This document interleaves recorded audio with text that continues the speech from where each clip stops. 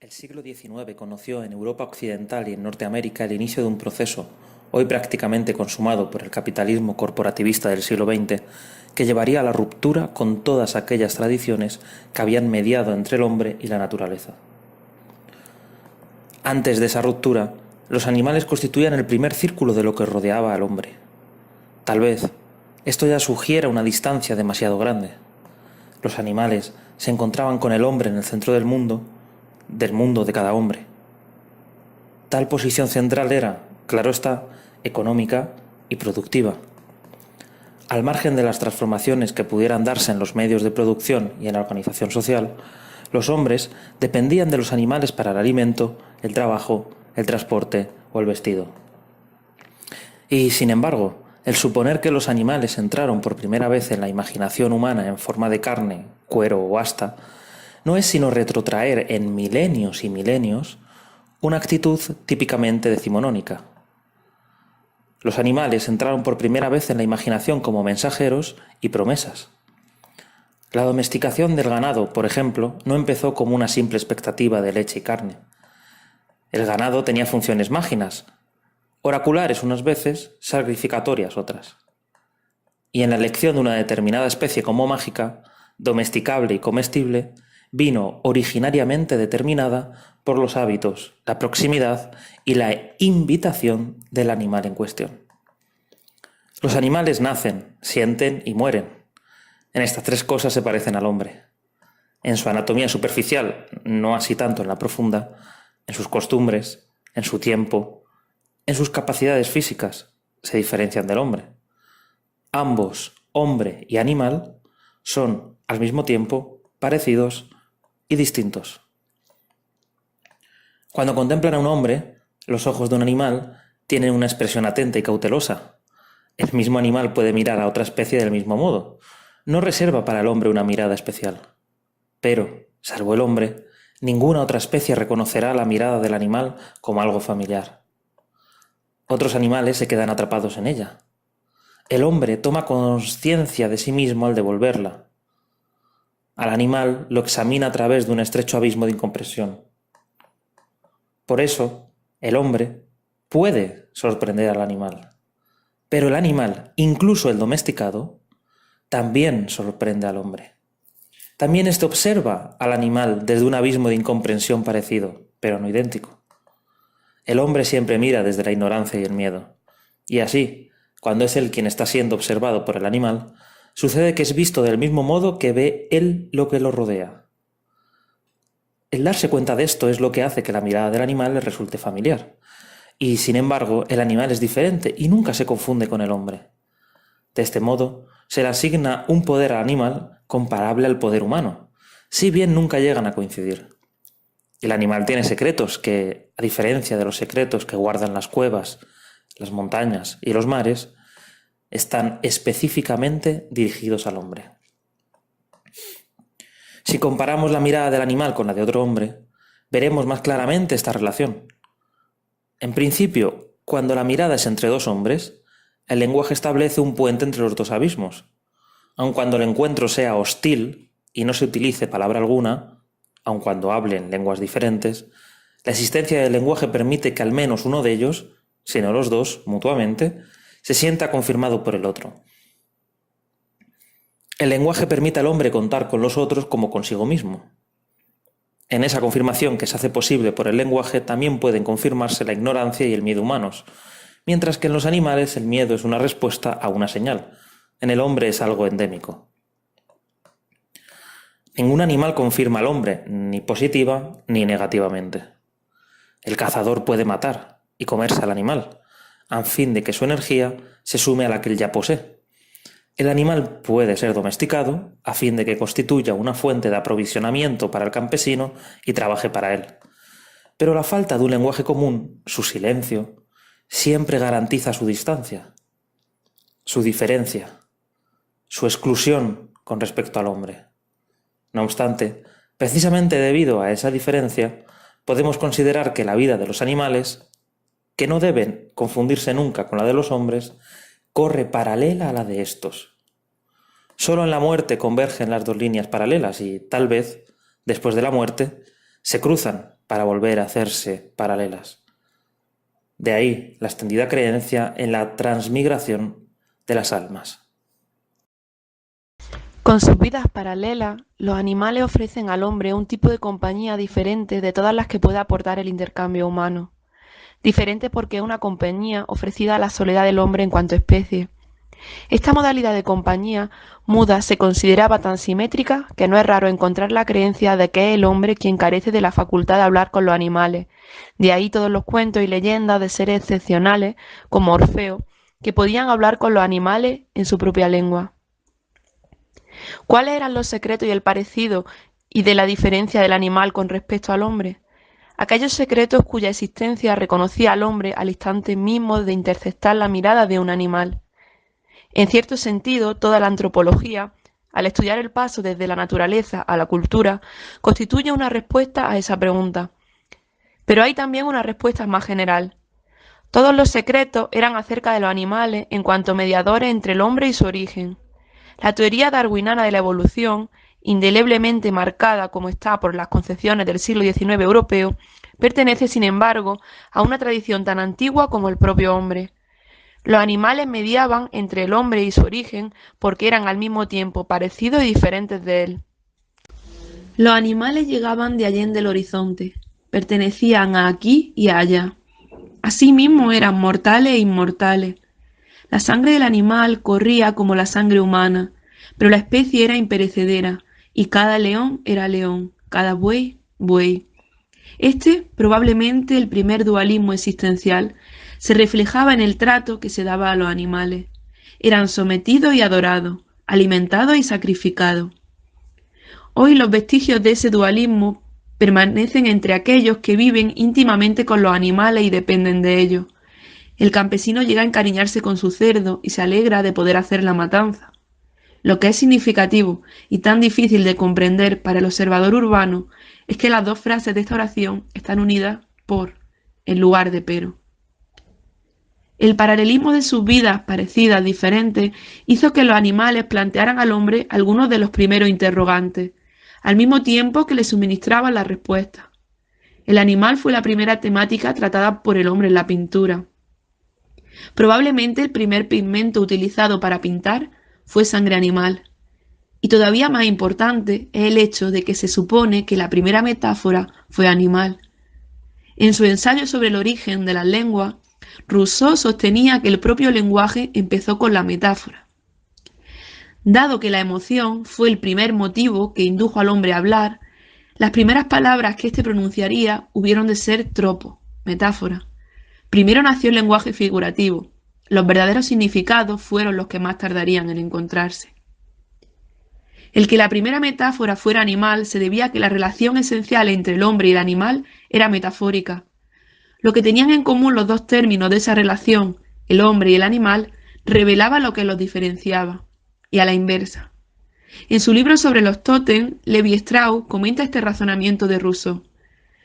Debido a que originariamente se creía idéntico a todos sus semejantes, entre los cuales, como Rousseau dice de forma explícita, hemos de incluir a los animales, el hombre llegó a adquirir la capacidad para diferenciarse él mismo al igual que distingue a los demás. Es decir, aprendió a usar la diversidad de las especies como respaldo conceptual de la diferenciación social. Todas las teorías de los orígenes no son sino maneras de definir cada vez mejor lo que siguió. Quienes disienten de Rousseau lo que rechazan es una determinada visión del hombre, no un hecho histórico. Lo que estamos intentando definir, porque la experiencia casi se ha perdido, es el uso universal de los signos animales para describir la experiencia del mundo. Pueden verse animales en 8 de los 12 signos del zodiaco. Entre los griegos, el signo de cada una de las 12 horas que se componía el día era un animal, el primero un gato, el último un cocodrilo. Los hindúes imaginaban el mundo transportado a lomos de un elefante, que a su vez viajaba sobre una tortuga. Para los nuer sudaneses, todas las criaturas, incluido el hombre, vivían originariamente juntas en camaradería. Formaban un solo grupo. La disensión empezó cuando el zorro convenció a la mangosta de que lanzara un palo a la cara del elefante. A esto siguió una pelea, y los animales se separaron. Cada uno siguió su propio camino, y empezaron a vivir como lo hacen ahora, y a matarse los unos a los otros. El estómago, que en un principio había vivido su propia vida entre los arbustos, entró en el hombre, de modo que ahora éste siempre tiene hambre. Los órganos sexuales, que también habían estado separados, se unieron a los hombres y mujeres, haciendo que se deseen constantemente. El elefante enseñó al hombre a moler el grano, así que ahora éste solo puede saciar su hambre trabajando sin cesar. La rata enseñó al hombre a engendrar y a parir a la mujer, y el perro aportó el fuego al hombre. Los ejemplos son inacabables. En todas partes los animales ofrecían explicaciones, o más exactamente, prestaban su nombre y su carácter a una cualidad, la cual, como todas las cualidades, era misteriosa en esencia. Lo que distinguía al hombre de los animales era la capacidad humana para el pensamiento simbólico, una capacidad inseparable de la evolución del lenguaje, en el cual las palabras no eran simples señales, sino significantes de algo diferente de ellas mismas. Sin embargo, los primeros símbolos fueron animales. Lo que distinguía al hombre de los animales era el resultado de su relación con ellos.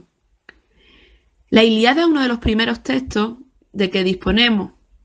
El uso que en ella se hace de la metáfora revela todavía la proximidad del hombre y el animal, aquella proximidad de la que surgió la propia metáfora. Homero describe la muerte de un soldado en el campo de batalla y luego la de un caballo. Ambas muertes son transparentes por igual a los ojos de Homero. No hay una mayor refracción en un caso que en otro. Mientras tanto, Idomeneo, con su implacable bronce, golpeó a Erimante en la boca. La metálica lanza atravesóle el cerebro por debajo del cráneo, aplastando su blanco hueso. Le saltaron en pedazos los dientes y la sangre se agolpó en su ojo y manaba a chorros por la nariz y la boca abierta. Y luego la muerte, cual negra nube, envolvió al guerrero. Esta era la muerte de un hombre. Unas páginas después, es un caballo el que cae. Sarpedón acometió a su vez y despidiendo su reluciente lanza, erró el tiro, pero hirió en el hombro al corcel Pegaso. Su caballo relinchó mientras perdía el vital aliento, cayó al polvo y el espíritu abandonó su cuerpo. Esta era la muerte de un animal. El canto 17 de la Ilíada se inicia con Menelao de pie sobre el cadáver de Patroclo para impedir que los troyanos lo despojen. Aquí Homero emplea animales como referencias metafóricas para transmitir, con ironía o con admiración, las cualidades excesivas o superlativas de los diferentes momentos. Sin estos ejemplos de animales le hubiera sido imposible describir tales momentos. Como la vaca primeriza da vuelta alrededor de su becerrito, mugiendo tiernamente, como no acostumbrada a parir, de la misma bullía el rubio Menelao cerca de Patroclo. Un troyano lo amenaza e irónicamente Menelao invoca a Júpiter. No es bueno que nadie se vanaglorie con tanta soberbia, ni la pantera, ni el león, ni el dañino jabalí, que tienen gran ánimo en el pecho y están orgullosos de su fuerza, se presentan tan osados como los hábiles lanceros hijos de Panto. Menelao mata entonces al troyano que lo había amenazado, y nadie se atreve a acercarse a él. Como un montaraz león, confiado en su fuerza, elige del rebaño que está paciendo la mejor vaca. Le rompe la cerviz con los fuertes dientes y despedazándola traga la sangre y la entraña. Y así los perros como los pastores gritan mucho a su alrededor, pero de lejos, sin atreverse a ir contra la fiera porque el pálido temor los domina. De la misma manera, ninguno tuvo ánimo para salir al encuentro del glorioso Menelao. Siglos después de Homero, Aristóteles, en su Historia de los Animales, la primera obra científica de importancia sobre este tema, sistematiza la relación comparativa entre el hombre y el animal. En la mayoría de los animales existen huellas de cualidades y actitudes físicas, y esas cualidades están mucho más diferenciadas en el caso de los seres humanos. Porque así como señalábamos parecido el órgano físico, así también en ciertos animales observamos mansedumbre y ferocidad, bondad y maldad, valor o cobardía, temor o confianza, alegría o tristeza, y en lo que se refiere a la inteligencia, algo semejante a la sagacidad. Algunas de estas cualidades en el hombre, cuando se las compara con las correspondientes en los animales, se diferencian solo cuantitativamente, es decir, el hombre posee más o menos de esta cualidad, y un animal tiene más o menos de otra. Otras cualidades en el hombre están representadas por cualidades análogas y no idénticas. Por ejemplo, al igual que en el hombre encontramos conocimiento, sabiduría y sagacidad, así también en ciertos animales existe otra potencialidad natural similar a aquella. La verdad de esta afirmación será aún mejor aprendida si tenemos en cuenta los fenómenos de la infancia, porque en niños observamos la huella y la simiente de lo que un día serán hábitos psicológicos establecidos, aunque psicológicamente el niño, mientras no deje de serlo, apenas se diferencia del animal. Supongo que la mayoría de los lectores cultos de hoy, este párrafo les parecerá hermoso, pero un tanto antropomórfico. Objetarán que la bondad, la maldad o la sagacidad no son cualidades morales que puedan atribuirse a los animales. Los conductistas respaldarían esta objeción. Hasta el siglo XIX, sin embargo, el antropomorfismo era un elemento fundamental en la relación entre el hombre y el animal, una expresión de su proximidad. El antropomorfismo era un residuo del continuo uso de la metáfora animal. Poco a poco, durante los 2 últimos siglos, los animales han ido desapareciendo. Hoy vivimos sin ellos, y en esta nueva soledad, el antropomorfismo nos hace sentir doblemente incómodos.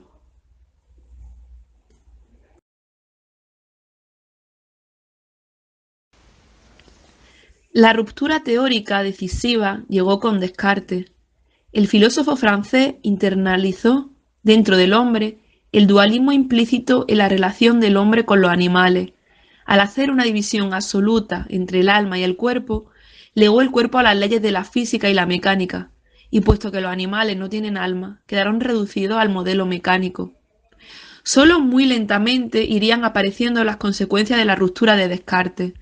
Un siglo después, el gran zoólogo Buffon, aunque aceptó y utilizó el modelo mecanicista para clasificar a los animales y sus capacidades, muestra sin embargo una ternura hacia ellos que vuelve a otorgarles temporalmente el papel de compañero.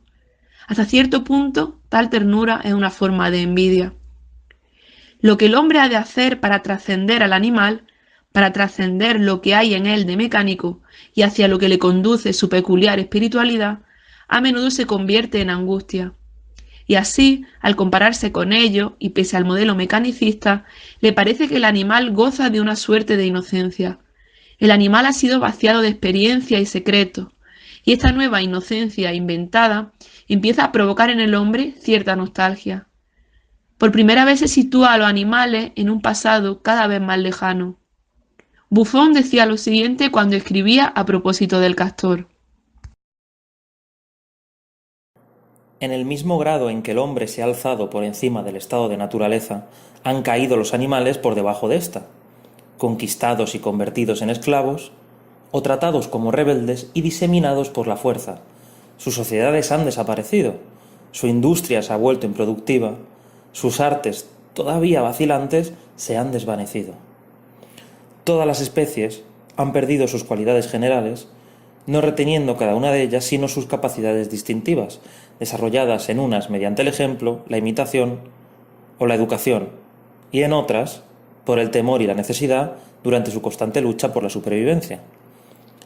¿Qué visiones y planes pueden tener esos esclavos sin alma, esas reliquias del pasado carentes de todo poder? Solo vestigios de lo que fue en su día una industria maravillosa quedan todavía en ciertos lugares lejanos y desérticos, desconocidos para el hombre durante siglos, en donde cada especie utilizó libremente sus capacidades naturales, perfeccionándolas en paz en el seno de una comunidad duradera.